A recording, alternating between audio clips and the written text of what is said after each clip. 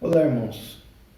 O superintendente da nossa EBD, meu irmão Fábio Ximenes, ele conversou comigo para que nós estivéssemos gravando algumas das nossas lições da nossa EBD. E eu achei boa ideia, porque se não for assim, nós vamos ficar muito atrasados nas lições durante esse tempo de quarentena por causa do Covid. E a gente conversou com o pastor e com o presbitério, né? Pareceu bom aos olhos de todos. Então, eu espero que sejam poucos vídeos, né? Que a gente possa estar fazendo nossa aula presencialmente novamente em pouco tempo. Enquanto isso não acontece, vamos lá. Então a gente parou na aula 4, como superar a ansiedade e o medo. O assunto é pertinente, né, para o momento que a gente está passando, e até mesmo por causa disso, como já tem umas 2 semanas de mais ou menos de isolamento, eu acho que os irmãos já devem ter visto pelo menos alguma meditação, alguma palavra a respeito nesse sentido. Por isso eu vou procurar ser breve, só vou pontuar algumas questões que eu acho que o pessoal não tem comentado. Inclusive a revistinha, ela usa Filipenses capítulo 4, eu vou usar só os versículos 6 e 7, a revistinha usa mais do que isso. Ele adentra nos pontos ali dos versículos anteriores que eu acho que não vai ser necessário para a nossa discussão. Mas aí se o irmão quiser se aprofundar mais no texto, dá uma lida lá no material. Então eu vou começar lendo os versículos 6 e 7 do capítulo 4 de Filipenses. Diz assim: Não andeis ansiosos de coisa alguma, em tudo, porém, sejam conhecidas diante de Deus as vossas petições, pela oração e pela súplica, com ações de graças. E a paz de Deus, que excede todo o entendimento, guardará o vosso coração e a vossa mente em Cristo Jesus. Amém. Bom, então vamos examinar o texto parte por parte, né? Pedaço a pedaço. Então o começo diz assim: não andeis ansiosos de coisa alguma. Então, primeira coisa, meus irmãos, que eu quero chamar a atenção é o seguinte: às vezes alguns entendem, por causa desse versículo e de outros, que o medo em si já é um pecado. Mas perceba que o texto não fala isso exatamente. Ele diz: não andeis ansiosos. Ou seja, andar ansioso é uma espécie de... é um estilo de vida, é um caminhar, né? É um modo com o qual você está lidando com uma questão. Então, ele não está falando exatamente da emoção, da ansiedade, que é um tipo de medo, né? Aquele medo voltado para um problema que não se resolve, alguma coisa que você está esperando, né? Um medo assim mais orientado para o futuro. Então, ele não está falando que é pecado necessariamente você sentir isso necessariamente. O que ele está falando é que você não pode deixar que esse medo domine a sua vida. Ele não pode dominar o seu cotidiano. É isso que você tem que prestar atenção. Se você está perdendo a sua paz, né, o seu controle por causa de ansiedade, então tem um problema que precisa ser resolvido. E até mesmo, né, irmãos, se a gente parar para pensar na Escritura como um todo, o medo tem uma função assim para o nosso bem, inclusive. É uma emoção que Deus colocou na gente, como as outras, para o nosso bem. Então, a Escritura fala muito do temor do Senhor. O temor do Senhor é um tipo de medo. É um medo que considera que o nosso Deus é um fogo consumidor. É um medo que, por exemplo, Jesus fala assim: não temam aquele que pode destruir o corpo, mas nada pode fazer a alma. Mas temam, porém, aquele que pode lançar tanto a alma quanto o corpo no inferno. Então, quando ele fala isso, ele está colocando um medo, né? Ele está falando, pensa bem no que você está fazendo, a quem você está escolhendo temer, porque dependendo da sua escolha, o resultado é ruim. Então ele está um medo bom, né? Instigando um medo bom. É que nem no nosso cotidiano a gente também tem medos bons, né? Se você sabe que está acontecendo, por exemplo, algo perigoso lá fora, você não sai, certo? Esse medo é para te orientar, para te ajudar a você tomar a decisão correta de não sair de casa. Então, nesse período do Covid-19, tem uma parcela desse medo que é saudável, que está fazendo a gente ser cauteloso no momento que a gente sai de casa, que tipo de lugar que a gente vai, e é bom que a gente faça isso. Então esse é um medo que está nos orientando para fazer uma coisa boa, vai ajudar a preservar a nossa vida e dos nossos familiares. Então, o medo em si, resumindo, não é um problema. O que é o problema é você se deixar levar por esse medo, se deixar dominar por ele. Ele deve te ajudar a te informar a tomar uma decisão sábia. Mas então tá, vamos continuar lendo o texto. Então, não andeis ansiosos de coisa alguma. Aí ele diz, em tudo, porém, sejam conhecidas diante de Deus as vossas petições. Então, vou fazer mais uma pausa aqui. Olha só o que o apóstolo Paulo diz. Sejam conhecidas diante de Deus as vossas petições. Ou seja, é subentendido, isso que ele está falando, é que a pessoa está aqui ansiosa por causa de alguma coisa que está acontecendo e ela não sabe o que vai ser, né? Ela não sabe o que é o seu futuro com relação a isso, ou o futuro de alguém próximo a ela. E então, de maneira sutil aqui, irmãos, eu quero que vocês percebam que ele não está falando também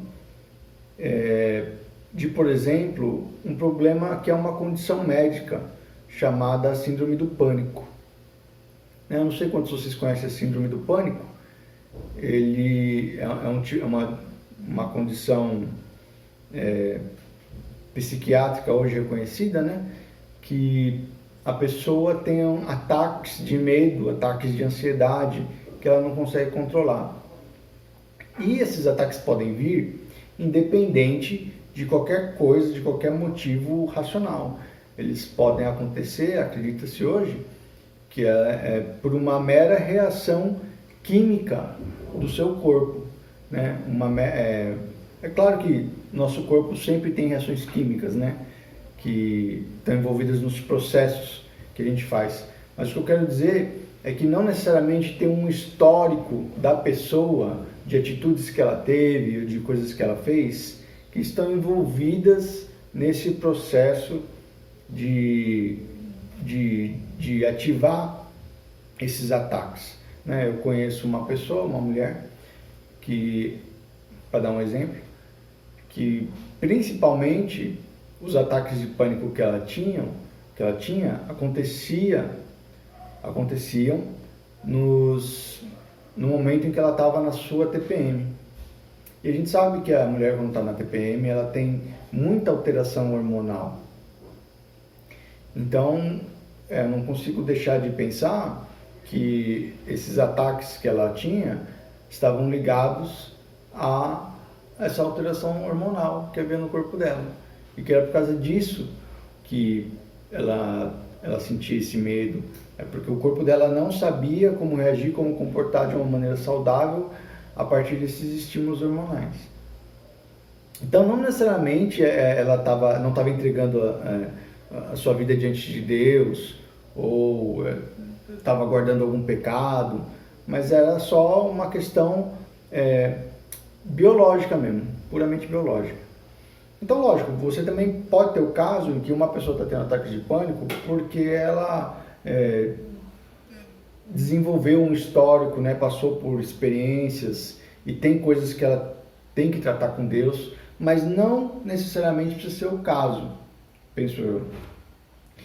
E por isso, quando a gente for conversar com alguém que tem esse tipo de de problema, a gente tem que ser muito cauteloso e entender a pessoa, entender a história dela, e para poder discernir melhor se o que fundamentalmente a origem do problema dela está no seu relacionamento com Deus, ou se é alguma coisa mais orientada a um tratamento psiquiátrico, um tratamento através de medicação.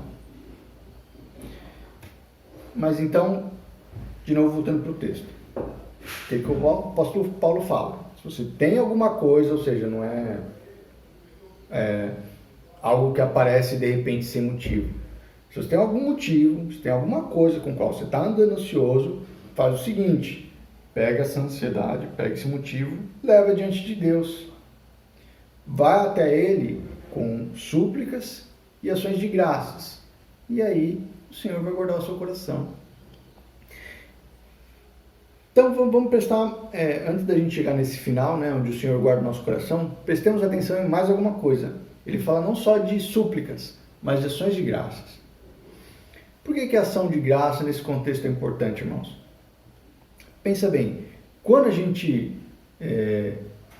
procura ter gratidão, quando a gente procura se lembrar de todas as coisas boas que Deus fez conosco, que Ele fez por nós, a gente começa a adquirir um estado mental onde a gente reconhece a bondade de Deus no que acontece no nosso cotidiano, nas coisas da nossa vida. E aí a gente começa a desenvolver um senso de que Deus, que tem sido tão bom com a gente até agora, vai continuar sendo bom com a gente, porque esse é o seu caráter, esse é aquele quem Deus é, Ele é bom. Então a gente começa a ter uma perspectiva, uma visão orientada para o futuro, de que Deus não só não cuidou da gente até agora, mas Ele vai continuar cuidando. E isso vai ajudar a gente a ter essa paz de Deus, que vai exceder todo o entendimento, né? E o nome disso, meus irmãos, na tradição bíblica, é esperança. Eu penso aqui que o apóstolo Paulo está nos fornecendo uma disciplina para a gente desenvolver a virtude da esperança. E a virtude da esperança, a gente não conversa muito sobre ela, mas ela é muito importante. Se os irmãos lembrarem, por exemplo, de 1 Coríntios 13, a esperança ela aparece ali ao lado da fé e do amor, né? Diz que o apóstolo Paulo diz lá, né, que dos três o mais importante é o amor, mas coloca nesse tripé não só a fé, não só o amor, mas também a esperança. E a fé a gente sabe da importância da fé, né? A fé é a base da nossa do cristianismo. A gente sabe que a salvação é pela fé. E o amor é o fundamento da lei, né? Deus é amor, a gente sabe também da importância do amor. Mas a gente não para muitas vezes para pensar na importância também da esperança. Então, ela está ali do lado desses dois. Eu queria, então, instigar os irmãos a refletirem um pouco sobre isso. De que a esperança também tem, como essas outras duas virtudes, né, da fé e do amor, tem uma importância importante, tem uma importância muito grande no nosso caráter cristão, no desenvolvimento do nosso caráter cristão. E então eu quero terminar só citando mais um versículo, que é um versículo que fala do medo bem explicitamente. Está lá em 1 João. 1 João capítulo 4, versículo 18. 1 João capítulo 4, versículo 18. Ele diz assim: no amor não existe medo. O perfeito amor lança fora o medo. Ora, o medo produz tormento. Logo, aquele que teme não é aperfeiçoado no amor. Vou ler mais um só, que é o versículo 10. Nisto consiste o amor, não em que nós tenhamos amado a Deus, mas em que Ele nos amou e enviou o seu Filho como propiciação pelos nossos pecados. Então, meus irmãos, o verdadeiro antídoto para o medo não é nem a coragem, é o amor. Se você tem uma vida que está dominada pelo medo, se você não sabe o que pode ser de você, se você não sabe o que pode ser dos outros, e isso tem atormentado o seu coração, eu quero te convidar a meditar um pouco mais nessa salvação, no amor que Deus mostrou quando Ele levou o seu Filho Jesus Cristo a morrer por nós na cruz. É a maior prova de amor. Nisto conhecemos o amor. Nisto consiste o amor. E a gente sabe que se Deus tratou dos nossos pecados assim, quanto mais Ele não vai continuar tratando com a gente. Tá bom? Então, o estudo foi esse. Até o próximo, gente.